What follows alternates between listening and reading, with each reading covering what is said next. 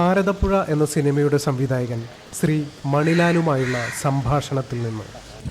ഭാരതപ്പുഴ എന്ന സിനിമയിലേക്ക് എത്തപ്പെടുന്നത് എങ്ങനെയാണ്?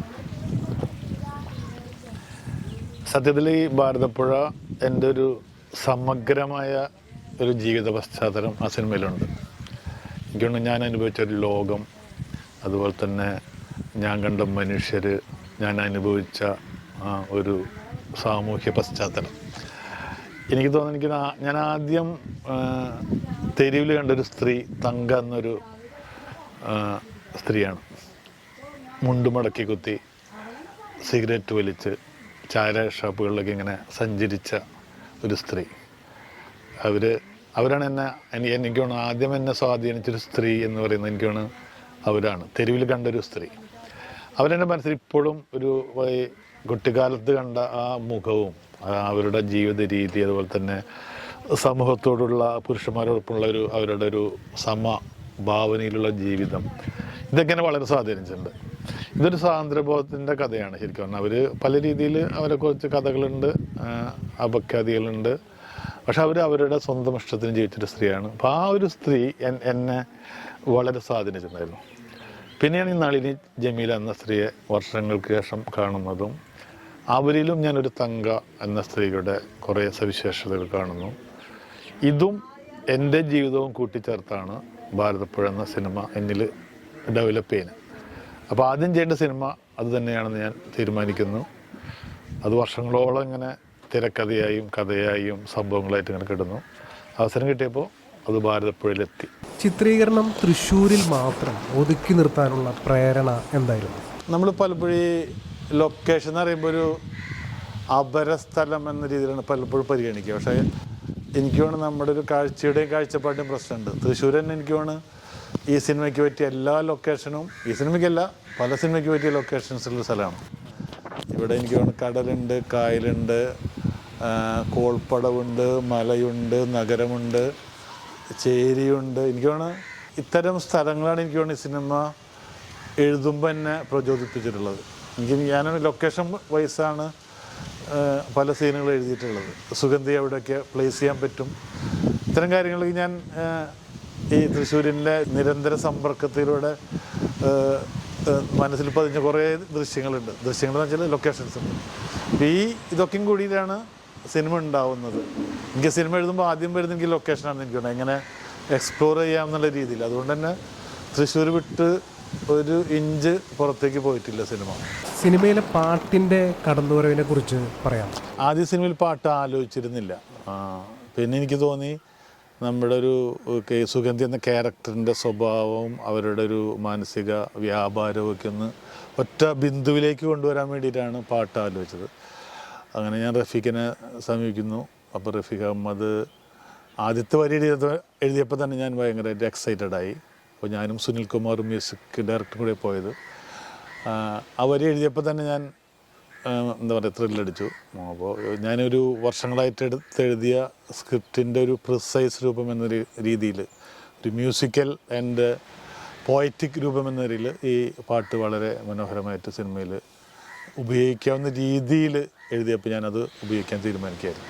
ദൂരങ്ങളിൽ ആഴങ്ങളിൽ പോയാലെന്തേ, ഞാനും നിഴൽ കൂട്ടും മാത്രം കൂരും കൂടെ, ആരും കൂടെ പോരാത്തൊരി നീളൻ രാവിൽ, താനെ കൈകൾ വീശിക്കൊണ്ടേ പോകും ദൂരെ, ഉയിരിലേ ചിറകടി സ്വരമെഴ നിലവിളി, ഇരുളലകളിലൊഴുകിടുമൊരു പാഴ്ത്തടി, കനൽ വഴികളെ താണ്ടി വന്ന കാലടി.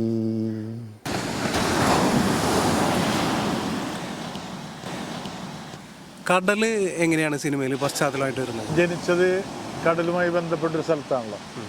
അപ്പോൾ കടൽ നമ്മുടെ ജീവിതത്തിൽ ഒരു എന്താ പറയുക ഒരു ദമിനി പോലെ ഇങ്ങനെ നിരന്തരം ഇങ്ങനെ ഒരു ഇരമ്പി നിൽക്കുന്നൊരു അനുഭവമാണ് എന്നെ സംബന്ധിച്ച്. ഈ സിനിമയിൽ തന്നെ ഞാൻ കടപ്പുറത്തൊരു ആത്മഹത്യയെക്കുറിച്ച് സംസാരിക്കുന്ന ഒരു സീനുണ്ട്. അപ്പോൾ അതൊരു അഴിമുഖത്താണ് അത് ഷൂട്ട് ചെയ്യുന്നത്. ആ സമയത്താണ് പെട്ടെന്നൊരു ലേഡി ബോട്ടുമായിട്ട് ഇങ്ങനെ വരുന്നത്. അത് ഇവിടെ രേഖ എന്ന് പറഞ്ഞാൽ ഇന്ത്യയിലെ തന്നെ ആദ്യത്തെ കടലിൽ ലൈസൻസുള്ള ഒരു സ്ത്രീയാണ് കടലിൽ പോകാനുള്ള. അപ്പോൾ ഞാൻ അപ്പം തന്നെ ഒരു രേഖേനെ വെച്ചിട്ടൊരു സൈൻ പ്ലാൻ ചെയ്തു. ഇവിടെ ആത്മഹത്യയെക്കുറിച്ച് സംസാരിക്കുമ്പോൾ കടലിലേക്ക് ഇങ്ങനെ എന്താ പറയുക, തിരയിളക്കം വളരെ കൂടുതലുള്ളൊരു തിരയിലേക്ക് രേഖ ബോട്ട് ഓടിച്ച് പോകുന്നതാണ്. അപ്പോൾ അത് വെച്ച് ഞാനൊരു സീൻ പ്ലാൻ ചെയ്യും. അത് സിനിമയിൽ വളരെ ആ സമയത്ത് ഇമ്പ്രൂവൈസ് ചെയ്തതാണ്. അത് മനോഹരമായിട്ട് വരികയും ചെയ്തു. അപ്പോൾ കടലെപ്പോഴും നമ്മുടെ ഉള്ളിലുണ്ട്, മനസ്സിലുണ്ട്, ഓർമ്മയിലൊക്കെ ഉണ്ട്. ഭാരതപ്പുഴ എന്ന ഈ സിനിമയിൽ ഭാരതപ്പുഴയ്ക്കുള്ള പങ്ക് എന്താണ്? ഭാരതപ്പുഴ എന്ന സിനിമയ്ക്ക് ഭാരതപ്പുഴയിൽ യാതൊരു ബന്ധവുമില്ല. പലരും ഒരു ഡോക്യുമെൻ്ററി ഫിലിം മേക്കർ എന്നതിൽ എല്ലാവരും വിചാരിച്ചുള്ളത് ഒരു ഭാരതപ്പുഴയെക്കുറിച്ചുള്ള ഡോക്യുമെൻ്ററിയാണ് ഈ സിനിമ തെറ്റിദ്ധരിച്ചവരുണ്ട്. പക്ഷേ ഈ ഭാരതപ്പുഴയിൽ യാതൊരു ബന്ധമില്ല. പേരിലേക്കുള്ളൊരു വലിയൊരു യാത്രയുണ്ട്, ഒരു അന്വേഷണമുണ്ട്. അപ്പോൾ എനിക്ക് തോന്നിയത് ഒരു സ്ത്രീകളുടെ ഞാനൊരു ബംഗാളിലൊരു സെക്സ് വർക്കേഴ്സിൻ്റെ ഒരു സമ്മേളനത്തിന് വരുന്നു ഷൂട്ട് ചെയ്യാൻ വേണ്ടി വർഷങ്ങൾക്ക് മുമ്പ്. അപ്പോൾ അതിൽ നളിനി ചേച്ചി തുടങ്ങി എല്ലാവരും ഉണ്ടായിരുന്നു, മൈത്രയൻ ജയശ്രീക്ക് ഉണ്ടായിരുന്നു. അപ്പോൾ അന്ന് കണ്ടൊരു 1,00,000 പേരുടെ ഒരു പ്രകടനം ഞാൻ കണ്ടു, ഈ സെക്സ് വർക്കേഴ്സിൻ്റെ മാത്രം ഒരു പ്രകടനം. അത് എന്നെ ഞെട്ടിച്ച് കളഞ്ഞൊരു നമ്മുടെ ഈ ഭാരത സ്ത്രീധൻ ഇങ്ങനെ കവിത പാടി അല്ലെങ്കിൽ അവരുടെ ഭാവശുദ്ധി എന്നൊക്കെ നടക്കുന്നൊരു കാലത്ത് 1,00,000 പേര് വരുന്ന സെക്സ് വർക്കേഴ്സിൻ്റെ ഒരു പ്രകടനം കൽക്കത്തിൽ നടക്കുകയാണ്. അത് ഞാൻ സത്യത്തിൽ ആ പേരിലേക്കുള്ളൊരു നയിച്ചത് ഈ നളിനി ചേച്ചിയിൽ നിന്നും വികസിച്ചൊരു വലിയൊരു വിശാലമായ അർത്ഥത്തിലേക്ക് ഞാനത് വികസിപ്പിക്കുമ്പോഴാണ് ഈ ഭാരതപ്പുഴ എന്നുള്ള പേര് വരുന്നത്.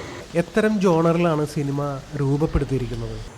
ഇപ്പോൾ ഞാൻ സിനിമ ചെയ്യുമ്പോൾ അങ്ങനെ ഒരു പ്രേക്ഷകൻ അല്ലെങ്കിൽ അങ്ങനെ ഒരു പ്രത്യേക വിഭാഗത്തിൽ പെടണം എന്നാഗ്രഹിച്ച് സിനിമ ചെയ്യുന്ന ആളല്ല.